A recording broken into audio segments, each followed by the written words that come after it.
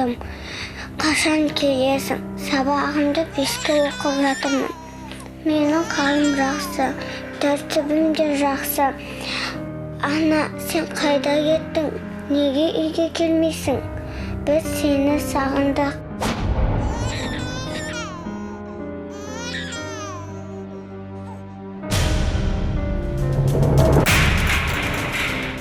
Күндіз-түні ойлайтын сол үшеуі. Әсіресе сол кішкентайымды ойлаймын. Сағынамын. Өкінемін әрі.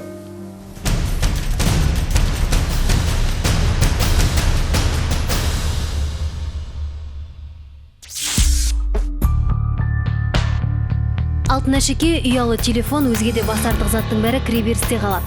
Үсті басымды сүзіп өткен сұсты күзетші қойын дәптерімнің де әр бетін шұқшия тексеріп шықты.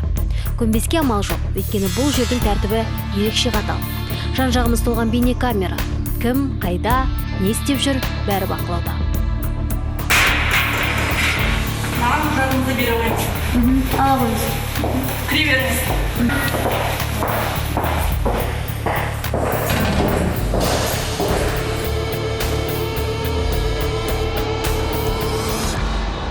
Заңды құбылыс түзету колониясының жан-жағы қоршалған тас қамалдар, айналада ала бөтен ешкім жоқ, ал сіздің есі сырттың өзінде мүңкіп тұр.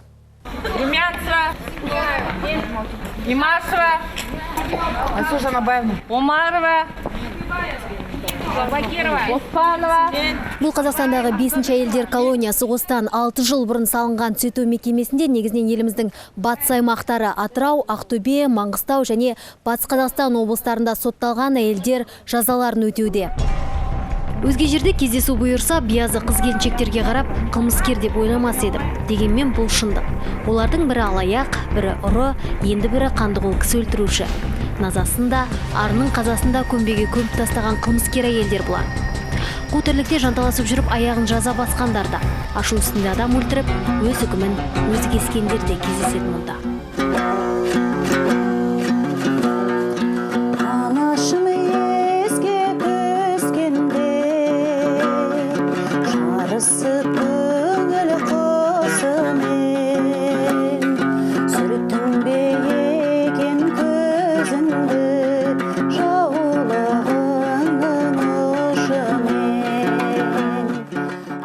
Гүлнардың жасы 33-те, Ақтөбе облысы Шалқар ауданының тумасы. Бала кезінен қосшек домбыраны жанынан бір ел тастаған емес. Байқауларға қатысып, бас жүлде алған кезде есінде. Бірақ үлкен сахнада өнер көрсетсем деген арудың арманы өкінішке қарай өзімен бірге абақтыға қамалды. Қаурасқан сайын кешірім сұраймын анамнан, әкемнен. Ешкім баспайды әріге дейін бетіне, бірақ айтады ақылдан, тыныш жүр. Бала жағаңды ойла, өзіңді ойла, денсаулығыңды деп. Отбасылық жанжал Гүлнардың тағдырының ойранын шығар. Айтуынша азаматтық некедегі жұбайының аш суға әуестігі болған. Ол аздай үнемі қол көтеріп, ұрып соғатын дейді. Сол күні жәбірленуші үйіне қызара бөртіп оралып күндегі әдетіне басады. Күйеуінен оңбай таяқ жеген келіншек бұл жолы қорлыққа шыдай алмай асы үй пышағын еріне сұғып алған.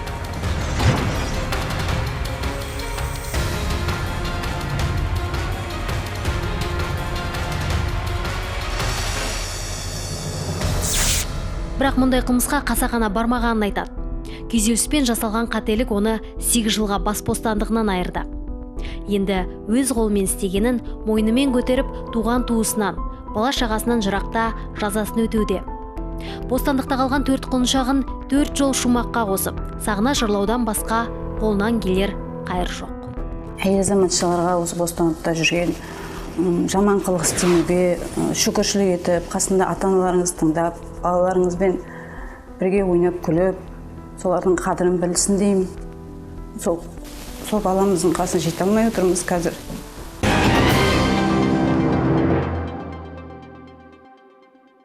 Ана, мен сені сағындым. Қашан келесің? Сабағымды 5-ке оқып жатырмын.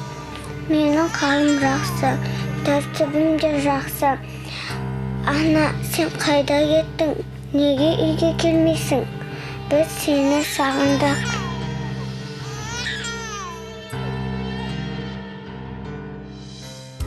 Айнұрдың да көкірегі ащы өкініш пен өксікке толы. Небәрі 2 айға толған ел досын ойласа, еріксіз егіледі. Аңдамай басқан қадамының салдарынан Иранғайып пен Аянаты да анасының жыл алақанынан айырылды. Күндіз-түні ойлайтын сол үшеуі. Әсіресе сол кішкентайымды ойлаймын. Сағынамын. Өкінемін әрі. Айнұрға тағылған айып алаяқтық. Қызылорданың қызы арзан пәтер әперем деп бірнеше адамды алдап соққан. Арам ақшаны қалтаға басқан. Тұрмысын сөйтуді көксеген ұстаз ардың ала жібін аттап, темір тордың ар жағынан бірақ шықты. Балдарын жақсы тәрбиелеп, шыншылдыққа тәрбиелеп. Ең бірінші қойған талабым сол. Өмірдің жақсы қасиеттерін үйрену керек екен. Мен анамда науқас операцияда жатыр, мысалға. Ананы жақсы көру, мысалға. Ортаңды жақсы көру, қоршаған ортамен сөйлесу деген сияқты сондай нелерді қояр едім алдыма.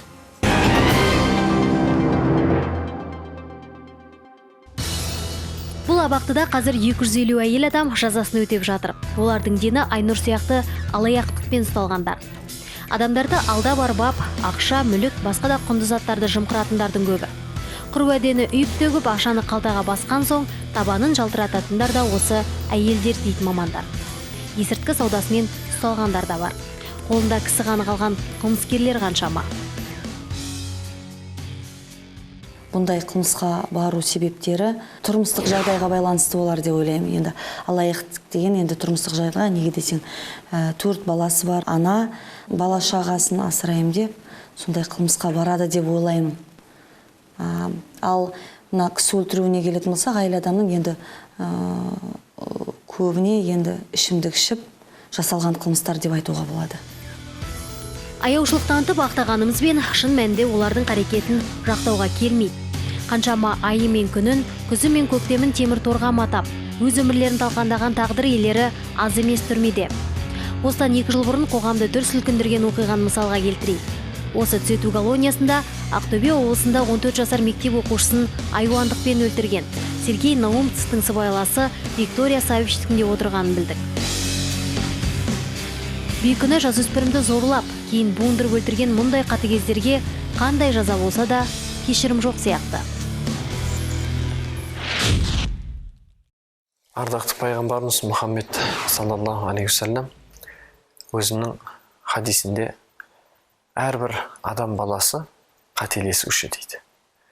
Соның ішіндегі ең жақсысы өзінің қатесіне тәубе етуші дейді. Сондықтан әрбір адам баласының пенде болғаннан соң ол пенделігіне тән өзіндік қателігі болады. Алайда қателікті мойындау ол үлкен шариғатта да мойындап тәубе ету бұл ең үлкен құпталған іс болып саналады. Сондықтан мысалы кісі әртүрлі жағдаймен абақтыға түсуі мүмкін. Бір ерлі зайыптылардың арасындағы дүние болуы мүмкін, ата-анасындағы бала арасындағы дүние болуы мүмкін, қоғам арасындағы әртүрлі салдардан абақтыға түсуі мүмкін. Алайда әрбір абақтыға түскен азаматшалар үшін сол жер үлкен мектеп болу керек. Қандай мектеп? Сол өкініш, тәубе ету мектеп болу керек. Жаңылмайтын жақ сүрінбейтін тұяқ жоқ. Шын өкініп тәубесіне келсе, мейірімі шексіз Аллах тағала пенденің біліп, білмей жасаған бар күнәсін кешіреді дейді өкілдері. Әрбір адам өзінің істеген ісіне шын жүректен жаратқан Алла тағаладан кешірім сұрайтын болса, Алла тағаладан сол жарылқау тілейтін болса, Алла соның күнәсін кешіруші. Өйткені жаратқан Алла тағала Құранда әрбір аятта өзінің өте рақымды, өте кешірімді, өте мейірімді екендігін айтқан.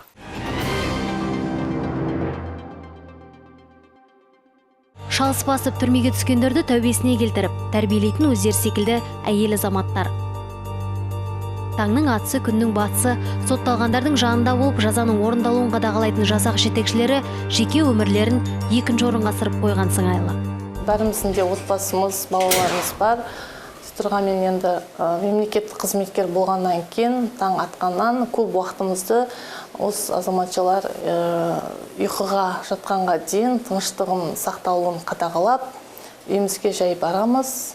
Шен тақасын сол жұмысты адал атқаруға біз Қазақстан Республикасының президентіне, халқына ант бергенбіз. Сол себептен жұмысымызды адал атқаруға міндеттіміз. Пустите меня! Шым-шытырық кинолардың бейнелеуінде түрмедегі өмір тым тартымсыз, әрі қорқынышты көрінеді. Қатал бақылаушы әйелдер мен тарғапастағы тұтқындардың тағдырларын көгілдір экраннан көргенде төбе шашымыз түк тұра, үрке қарайтынымыз жасырын емес. Бірақ біздегі жағдайды көрдіңіздер. Бәлкім фильмде әсірелеу басым болар. Что они с ней делают? Правила нужно соблюдать. Если вы этого не понимаете, вам не место на свободе.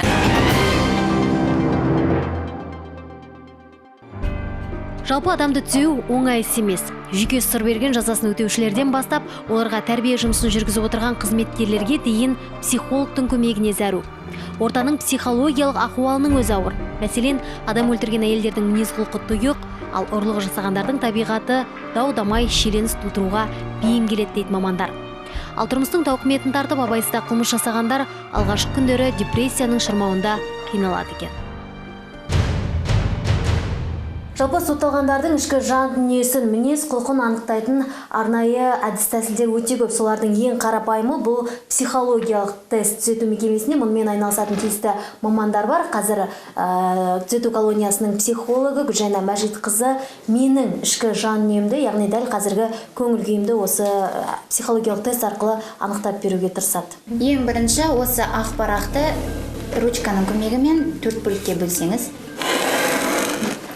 бірінші бөлігіне өсімдіктің бір түрін салып берсеңіз.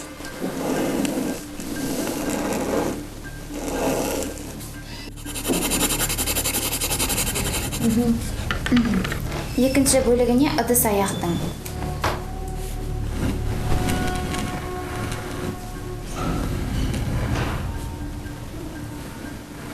Қандай да бір қару-жарақ түрі.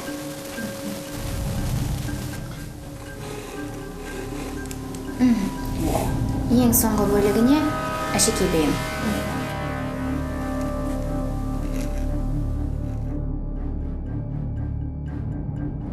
Бұл проективті методика, осы сотталғандар арасында кеңінен жүргізілетін методика болып табылады. Яғни бұл арқылы біз адамдардың ішкі жан дүниесінен, яғни психологиялық жағдайынан бірнеше хабарлар ала аламыз. Яғни ең бірінші өсімдіктің ортада ең үлкен болып салынуы, бұл яғни адам өзін жақсы көретіндігі туралы, яғни позитивті жағынан қарайтындығы білінеді. Ал бұл ыдыс аяқтың салынуы, түтіннің шығып тұруының өзі отбасындағы деген жылулықтың барлығын түсіндіреді. Ал қару-жарақтың түрі бұл агрессиялық жағдайда сіз қандай күйде боласыз, соны көрсетеді. Яғни пистолет секілді сіз мысалы ішкі өзіңіздің ішкі жан дүниеңізде не болып жатыр, яғни қандай комментарий бар, жағымды жағымсыз жақтарын сыртқа шығарып тастауға. Яғни сізде агрессияның анық түрі көрінеді. Ал әшекей бұйым бұл өзіңіздің жеке өзіндік бағалауыңызды көрсетеді.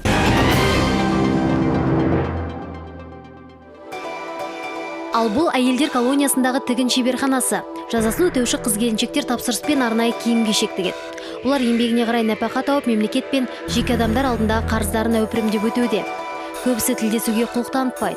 Жүздерін жасырып төмен қарап қымсынып отыр. Тек ақеркесінде жасы 50-лерге таяп қалған әйел ғана камерадан қаймыққан жоқ. Сүрінбейтін, тияғы жоқ, адаспайтын адам жоқ. Бұл жұмыс жасап кішкене алаңда емес әртүрлі. Аналар болғандықтан әркімнің қуанышымызбен, қайғымызбен бірге ортақтасып жүрген адамдарымыз ана болғандықтан тезірек шығу арманымыз, өзіміздің кәсібімізді ашамыз деген сондай армандарымыз бар. Әйелдердің енді бір тобы түзету мекемесінің наубайханасында еңбек етуде. Олар тәулігіне 300-дей бөлке нан пісіреді.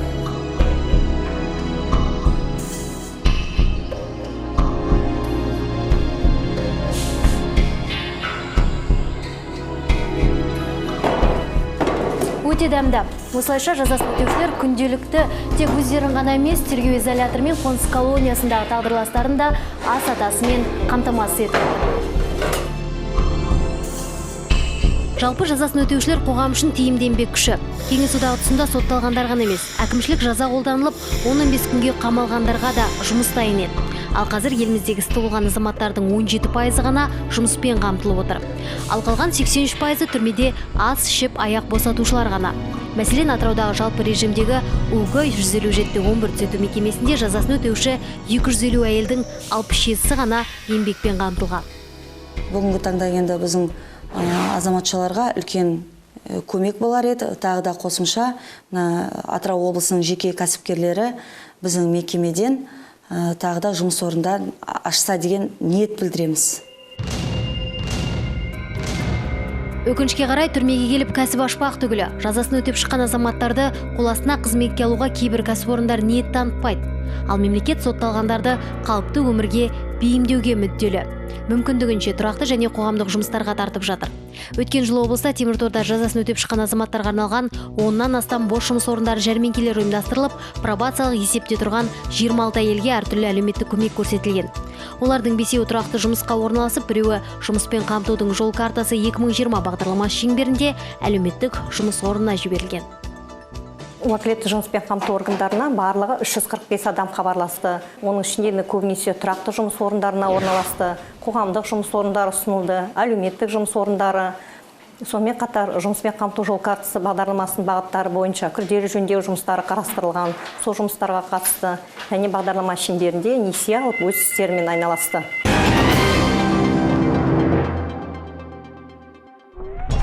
Ұлыбританияның көрнекті саясаткері Уинстон Черчилл қандай ел екендіктеріңді айту үшін әуелі түрмелеріңді көрсетіңдер деген екен.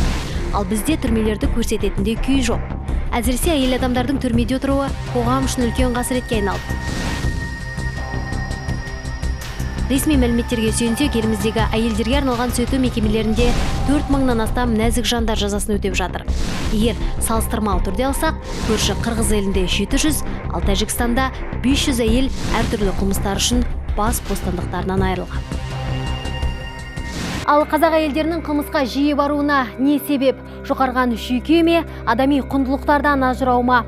Тұрмыс тауқыметінің тарлығы ма, әлде рухани азғындық па? Сұрақ көп. Түрменің ішін 90 тінтіп шықсаң да жауап табылмайды. Шекемізге тиді деп ойлаймын енді.